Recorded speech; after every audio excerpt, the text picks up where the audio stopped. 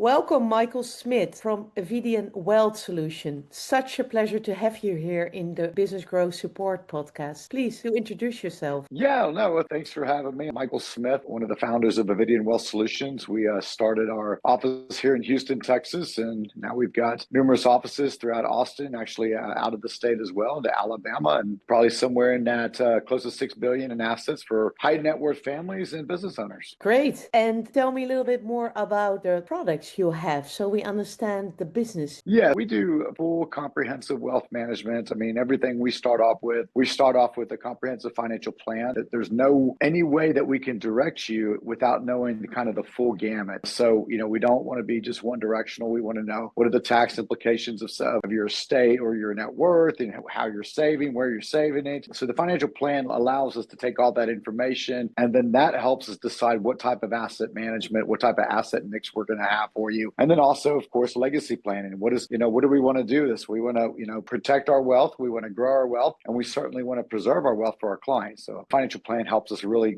coordinate what that roadmap looks like. We're curious from your perspective, what is the best way to grow in wealth management today? I guess if you're looking at growing in the business, as an advisor, obviously finding and continue to grow, have organic growth, getting yourself out there, meeting new clients, adding to your business and building your business. As a firm, we've added organic growth, but we've also added by acquisition. We found other advisors out there that, they need the support, they need the teams. Right now, they realize collaboration is everything. We've got this new exciting technology called AI that's, for a lot of people, it's becoming very scary. For us, we're learning how to implement it throughout our firm and through all the different departments, and, acquiring other advisors with all this set in place. It helps them, get back into business and building relationships and growing their business like they should. So you're touching on the AI now. How do you see AI shaping your industry? There's so much going on. I'll tell you, this is one thing in my industry that AI will not replace. So if you can find it to do almost everything else for you, then you can continue to grow your business. And so number one, that's relationship and experiences. These are the things that I do with my clients, that we have with our clients, that revolve around the wealth, management world and some of the investments that we do. But AI, we're implementing to do a lot of the day-to-day functions, the tasks that just bog you down. Those days and those times that you said, if I only had a couple more hours per day, I would do this. Well, guess what? With AI, that's exactly where you can be. And quite frankly, I think as you and I talked offline, this is just the beginning. If you really immerse yourself and understand how to build these agents to,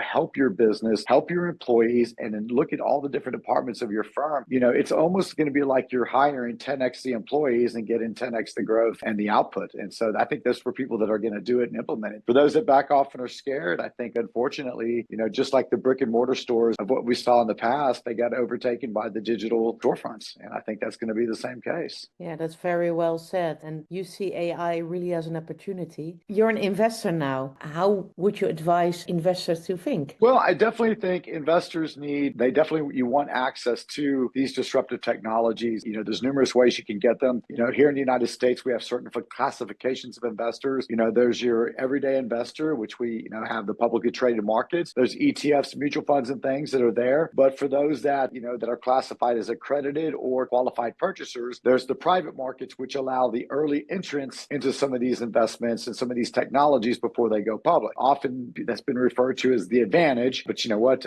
Anything can happen once it goes public as well. Do you have any last advice for our audience? What would you give to them? Well, I would tell you this. The advice I'm giving everybody else is, one, you've got the biggest disruptive innovation cycle you're going to see in history in the next 18 to 24 months. You got two choices, okay? If you can invest in it, fantastic. I'm at the age of 52, so I feel like I got to do both. I got to invest in it. And the other part is I have to just buckle up, stop fighting it and learn it. So I would suggest that people do both, but at least one of those you better do. You're going to ride the journey of innovation. What's your advice? I'm going to learn it and I'm going to invest in it and I'm going to hope I'm in the right spot. Thank you so much for your time here, Michael. It was great to have you here. Oh, you're welcome. Well, thank you very much for having me.